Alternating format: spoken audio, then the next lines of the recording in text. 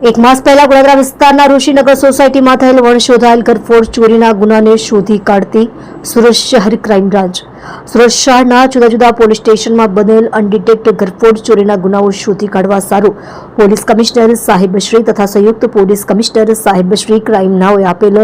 સૂચના અનુસંધાને નાયબ પોલીસ કમિશનર સાહેબશ્રી ક્રાઇમ માર્ગદર્શન હેઠળ ઘરફોડ સ્ક્વોડના પોલીસ ઇન્સ્પેક્ટરશ્રીએ ટીમના માણસો સાથે ઘરફોડ ચોરીના ગુના સંદર્ભે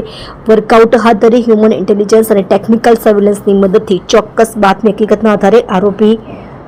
સોહેલ ઉર્ફે બાટા ઇશરાર શેખ ઉંમર વર્ષ 20 રહેવાસી ઘર નંબર 3 કિસ્મતનગર લાજપુર ગામ જિલ્લો સુરત મોણ ગામ તાંડા થાના જિલ્લા ફૈઝાબાદ ઉત્તર પ્રદેશને પકડી પાડેલ છે।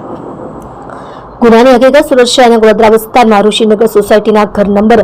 426માં ગઈ તારીખ 24/5/2025ના રોજ રાત્રિ દરમિયાન કોઈ અજાણ્યા ઈસમોએ પ્રવેશી સદર મકાનમાંથી સોના ચાંદીના ગહેણાની ઘરફોડ ચોરી થયેલ તે સંદર્ભે ગોધરા પોલીસ સ્ટેશનમાં સંલગ્ન કલમથી ગુનો નોંધાયેલ હતો।